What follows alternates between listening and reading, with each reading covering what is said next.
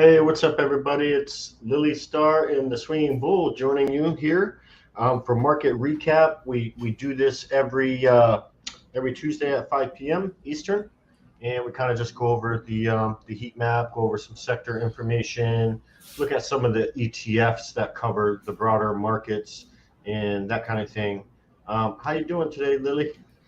I'm doing good, Bull. How are you? Doing pretty good. Got the heat map pulled up right here, so you can see a lot better than yesterday. Um, Yesterday was basically all red. Well, I mean, it kind of had to be. Look how yesterday was. Wow. Yeah, I know, right? So maybe a little bit of a bounce back today, a little one, but we got Microsoft up almost 1%, Apple up 0.67%, Google up 0.3%. It was nice to see Tesla up 2.39%. They do a good job propping the market up because they're heavily weighted in a lot of ETFs. And then what else we got? Energy was kind of flat. We did have some oil companies, Oxy, rebounded. Now it was interesting yesterday because oil was also down with the broader markets. So usually you see the inverse, right? Like the market selling off and oil running, and oil was red yesterday, and they actually bounced pretty good today. I thought that was a pretty good comparison there. So tomorrow the Feds are speaking. Great. I know, right? So they're going to announce the next interest rate hike. They already said in the last meeting it was definitely going to be 50 basis points, which would be 0.5%. But I'm thinking they're probably going to do 0.75 because they're taking a lot of heat. Basically, and me personally, I think they should have probably started raising rates like last year. But they totally avoided it. This is they caused this. We're paying for it now. And there's a lot of economists, that think they should have started raising rates a lot earlier, like last year. And the reason why they did it was because we kind of got hit with a couple things with the trying to recover from the pandemic and stuff like that. And that's probably why they didn't raise rates. And last year, and they waited so long. So here we are. And I think instead of 50 basis points tomorrow, they're going to do 0.75, I think. So we're going to find out tomorrow, We had a comment on YouTube. Gabriel said yesterday was Monday the 13th, and it's not the Friday the 13th. Monday the 13th should be feared. Yeah, that's actually, I didn't realize that. So Monday the 13th, that could have been bad luck right off the start. I didn't there even you think go. about that. Should have known. Yeah, exactly. Which actually last week on our Thursday Twitter Spaces, I was kind of letting them know, hey, this ain't looking good. The SPY is just like a sideways sandwich. It's a nothing, and I didn't like what it was doing. Didn't see any strong movement. I didn't expect a down like that, like everything. But I did expect some downside. And we made a newer low today on SPY. Yep. 370.59 hit that right at the end. Well, it was around 3:20 p.m. Eastern. Yep. We hit that low at 370.59. Pull up the daily chart on SPY here. Let me just go ahead and delete all this stuff. Got some lines here. I was day trading this earlier. Let's see, delete all. Same. So yeah, I mean, let's count the red candles here. 1, 2, 3, 4, 5 red candles in a row, and of course we got some gaps now. We have 2 gaps to the downside that we could potentially fill in the future when we start, stabilizing and what have you. So if you're looking at maybe what kind of lines to draw on your chart, I can show you a couple lines you can probably draw just so you have them on your chart, because once we do recover, the price action will eventually come back to these levels. I like to make them red because I know these are levels that we need to watch for, and I'll make it a little brighter red there. So let me keep drawing it because there's another line I want to make right here, which is the most recent gap. the gap down that happened. This is when the CPI numbers came out, and the inflation numbers were just, they were more. It was the numbers that were released was the highest inflation in the past 40 years. Yeah, and That's a that's big deal. so I was doing the research on that too. Yeah, of course we kind of knew that already. I mean, it was, but they're only claiming it's like 9% right now or something. I can't remember what it Yeah, was. some So that's the conspiracy. thing. The charts we used to use back in the day are totally different. We should be like double. Yeah, So they're making it look all pretty. They're throwing frosting everywhere. Just be aware of what's happening and what's going on. And they're trying to slowly do this, but it's ugly. It can get yeah. uglier. Personally, the CPI numbers that were released, I don't think those, I think they're a lot higher than what they said. There is Yeah. some, conspiracy theorists that believe, like, okay, I think the most recent numbers were like a little bit above 8% or something like that, highest in 40 years. But there's some people that think that we actually are a lot higher than that. And we can see those numbers as consumers, the price of gas, the price of a gallon of milk, all these things are like double in price. Oh So yeah. for I'm them to starting to say, feel it. yeah, for them to say we're around 8%, I don't know what kind of numbers Nah. they're looking at there, but the numbers that everyday people see, our costs have doubled, with Where people food. are already starting to substitute, they're already starting to dip into their savings. That eventually we run out of firepower. Or we just don't, and it's not going to be great. And we've already got. I don't know if you heard about this morning, Bull, but a lot of companies are cutting jobs. We're seeing a lot of Yep. job cuts. We're seeing a lot of So bigger companies cutting jobs. yes, And these are yes, companies that employ hundreds of people, sometimes thousands. And if they say, okay, we're cutting 20% of our staff, that could be several hundreds of people might lose their job. And then times that by the number of companies that have released news saying they're cutting staff and stuff. it's happening. So They're it's a big preparing. deal. They're preparing their numbers because they know Yeah. what's coming, and so they already have supply issues. If they're overstaffed in any way or can't, they can do production on lower numbers because they look for lower consumerism as we go along into Yeah. what's coming is probably a recession. Then Hmm. they're prepping now. So Yeah, pay I believe attention to so. these things. These are all very valid points. Yeah, and a good thing is, like, especially the hedge funds and the big money that obviously prepare and prep their portfolios for doomsday scenarios and things that we've been experiencing. The funny thing is they're already kind of preparing for it, and by the time it hits the general public, sometimes the big money is already changing course, and it always seems like they're one step ahead of everyone. Exactly. Yes, So you yes, just have that's to the be careful. game. Yeah, Know the I mean, game.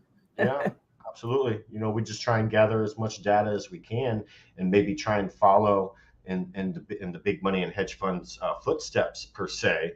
And then, of course, we've been doing a lot of day trading lately, where we don't need big money and hedge funds to tell us what, to give us anything there, because we're trading price action, and we're using technical analysis, looking for trend line breaks. Maybe something was trading in a channel, maybe waiting for the price to either pop to the upside or the downside out of that channel, and then we could have potential opportunities to make some money there. So lots of different ways to make money right now. But as far as the big picture goes, um, I and I think tomorrow is going to be a big day when Powell releases. Yeah, I'm wondering what they're What going to if something say. crazy happens and he's like, all right, we're going to increase it by 100 basis points? Now that would totally be a curveball there, I think. That would be. Yeah, I And think a lot's priced in already, especially the downside we've seen in the more recent couple of days. But yeah, so we might see some green if it's not as bad, or if it's what is anticipated, nothing different. Then I think we'll be okay for a little bit to play some upside action, to play the volatility, because that's exactly oh what it yeah, of is. course. I mean, and look at the SPY chart today. Today for me was more, even though we did trend down a little bit, it wasn't enough of a trend for me to say, okay, today's a trend day. Because the overall picture, the SPY was only down 0.3%, which it's kind of I mean, it's the days for the past week or two, we've seen SPY be down, 2.5% several times. So, maybe a 0.3% isn't as dramatic. So I wouldn't really consider that a trend day based on the past week or two. Tell me something though. Where were we last week, and how much percentage are we down? Yeah, I mean, exactly. It adds up, so you can see. And so the market's already stepped it down. Yeah, I mean, what hurt us the most was this drop down in pre-market here. This was last week, and then this gap down here. I mean, now you can see these two red lines I have plotted out. Like, we need to break through this red line. If we don't break through this red line at 379, it's around 379.50 or whatever. I drew this line on a bigger time frame chart, which is more and it trendy. Touched on that yesterday, and it was like, yeah, right here, a little itty bitty wick, came out, and it was a no. Said, no, we're not done pricing stuff in yet. Hold your horses. And here we are. So if we do break back above 379, we could look at some next levels from there. And let's see if we have any levels of interest if we draw Fibonacci on the daily chart. So let me go to drawings and just kind of see what it looks like and see if there's any levels that are close to maybe what we're doing here. So I'll take since we've been selling off for 5 days, I'll take the high of when we started selling off, right? So yeah, let's do it. Yep, let's bring it there and then down there. We lock it in place. All right, now we have some interesting levels. So as long as we don't fall below 370.59, which was the low it made today, now we have some levels we can look at to potentially go to the upside, right? So on the daily chart that I'm looking at right now, we do have this red line I drew earlier, which was what was it, 379 something. Basically, that's going to be the point where we can potentially start filling this first gap that happened when the CPI numbers came out. Okay, so that's a level to look at. So I think this 379 area is important. We're trading at 373 right here. The next level would, of course, be this 381.24. So this would be the 23% pullback on the most recent sell-off here. So those are two levels we can look at right now, and they're levels that are close to us. So we need to keep our eye on 379 and 381.24-ish. If we can get higher, if we start to recover, because look what happened today. If the sellers did push it all the way down to 370.59, we were able to get almost $4. We pushed it back up $4. Yeah, it was a nice finish for the day. But Bull, tell me, what time's that meeting tomorrow? What, 8, 10? What is it? 2? Let me see here, because when are they talking? Yeah, this is the Fed interest rate meeting tomorrow. Let me see if I can find the exact time for everybody. Let's see. Looks like Wednesday at 2 p.m. Eastern. Okay, 2 is when they're officially gonna, go on camera and say what they're gonna do. So, what do we think SPY will do tomorrow? Just for fun. What do you think? Now, there are some analysts that I've spoken to that even though I think a half of a percent or 50 basis points is already, I think that's kind of baked in, because they said they were going to do that at the last meeting for this meeting. And what's going to happen is, I actually spoke to some analysts that if they do a 0.75%, that there are some investors that are actually looking at that as bullish, because what's going to happen is it's not too much. They're not going to hike it a whole 100 basis points, but 0.75 means they're still fighting the inflation. And people are going to say, okay, well, this is going to help inflation. It's going to cool spending a little bit, and the demand will go down, and then we can get, supply chain issues and things like that, and, working better so that inflation goes down. And I can see that. But if it's not anticipated, I can see it setting it back. That's where I see. Yeah, I mean, that's where I see if they hike it by 1%, that we're going to have problems. But some people are saying, if it's hiked by 0.75, that could be bullish. And another analyst said if they only do the 50 basis points, that could be bearish because a lot of long-term investors think we need to be a little bit more aggressive with the rate Yeah, hike. I So am there's tired different of ways to waiting do as that, well. right? It's been pretty brutal, and I'm ready to just get it Do over it. with. Yeah, let's just pull the Band-Aid off and let's go. Pull it off. But this is what I think. So, like tomorrow, leading up until 2, I think we'll probably trend up a little bit. Yeah. We'll probably, retest those levels where you have that red line right there around 379, 380 level. Yeah. I don't know if we'll go over it, but I do look for it to maybe start hanging around there. Yeah. And then as the meeting happens, I would not be surprised, especially if it's any kind of news that we did not anticipate for, a sell off or a really big pullback, or people even sell right at the meeting just because they're looking for some money, coming into the meeting. So Yeah, I mean, we'll see. a lot of people might liquidate some short-term positions. Yeah, I think they're just getting some Before the quick meeting. bucks. Well, they're just protecting their capital, and Yeah, if you're already in the green, then you can take profit. And worst case scenario, if it does drop, then you can get a better price than you had before. Yeah, that's what I'm kind of looking at. That's Yeah. would not be uncommon, but for some reason at that meeting they say anything that just sounds wonderful or the market feels like they can run up, they absolutely will. Yeah, yeah, We will absolutely. see. It'll be interesting. You guys be ready. But you were talking about this red line on SPY just a couple of minutes ago, and it's pretty funny because we had a small gap up. This was 4:00. It was basically 4 a.m. But it hit its head on that red line. Oh yeah, It's gonna have trouble with. and it did it yesterday too. Yeah, right here on the bottom chart here, you can see where it struggled with that level there yesterday. So that's gonna be, unfortunately, if we can't get back up there, the next levels that we would look at below that, it might get pretty scary from there because this is uncharted territory as far as 52-week low levels go. True, and it's also uncharted territory when it comes to quantitative tightening and at the levels that the Fed needs to do it. We've never had this much debt on the books, and they are wanting to burn the money. The last time they did, I think it was 10 or 30 million, and I think we're looking at double that now, so maybe more. And they're going to probably by September they're going to even double it again. So there's a lot to be done. They're going to break something, I do suspect, just like they did last time. Right. But until then, until they turn their printers back on, we're going to see more and more of this, and it's probably going to be a slow process, you guys.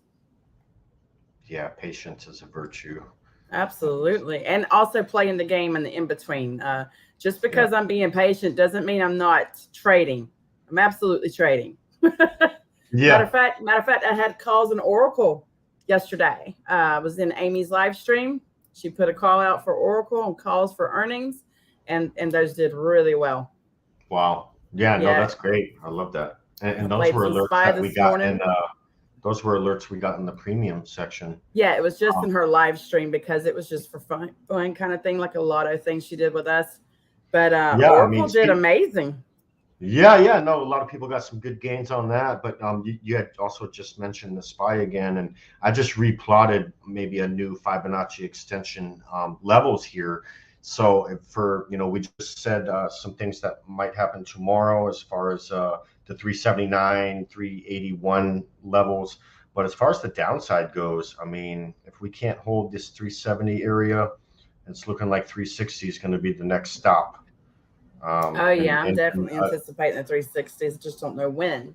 Soon. I'm not anticipating anything, but I just know I have levels for both directions, and then we're just gonna trade. We're gonna day trade the price action.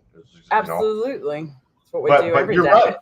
If it does, if it doesn't hold the 370 area, you're absolutely right. I mean, we're looking at the 360s. So. Yeah, I don't look for it to be this soon, but I was surprised from last week to see us drop as low as we did. But I have been anticipating these types of drops. So just not that quickly because they won't rip the Band-Aid off, So we'll see.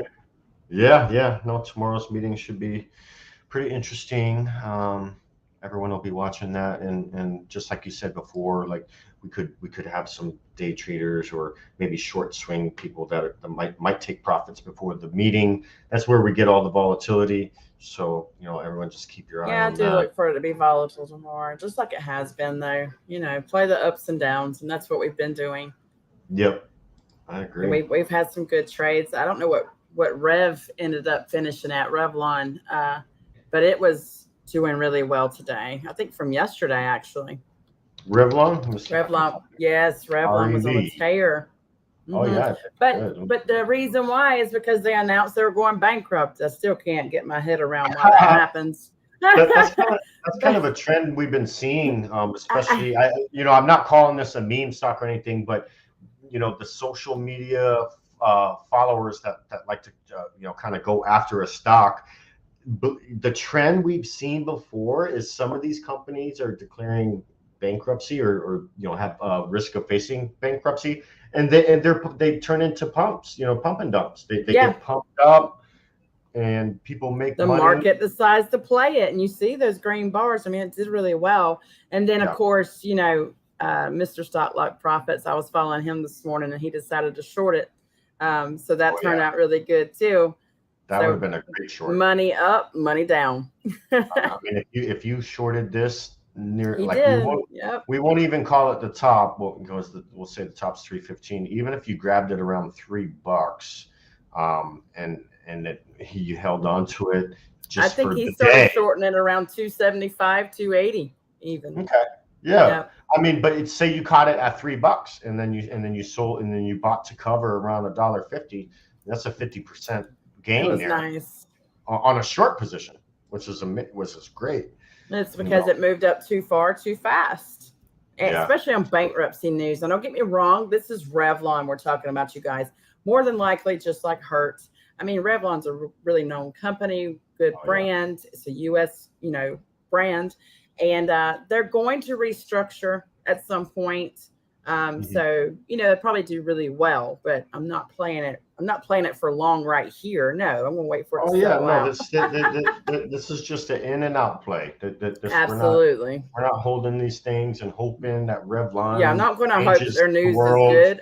You I know, think it will be. I think they will restructure, but I'm patient. I'm patient. yeah. I mean, I But I was looking did at the play. volume. I was looking at the volume from today, almost 115 million, and their free float's only 7.75 million. So that kind of volume with that small float size, Oh yeah. extreme volatility there. I mean, even when it was trading around, let's see, okay, yeah, opened at 154, ended up going to 315. So this thing ran 100%, and I'm only on the 15-minute chart here. So within 30 minutes, it ran 100%, and then later on in the day, it lost 50% of its gain, basically. So Yep. that's why we gotta be careful with that. But that's also why we love making money on the short side, because we could have played, and I do believe it was alerted as a day trade momentum play. Yeah. So a lot of members in the premium section took profit on the way up, and Yep. then Mr. SLP alerted a short play, He shorted uh, it. and we made 50%, on the downside. So these are the kind of things we're doing to make sure we stay busy, and there's ways to bring in profit. Always the way to make money. Yeah, Absolutely. absolutely. We can bring in profits and use that money to start buying retirement stuff or whatever you want to do with it. It's profit. So, but anyways, what time is it? Definitely some good plays. Yeah, we're getting close. We're going to have to get started with the PBU soon. Yeah.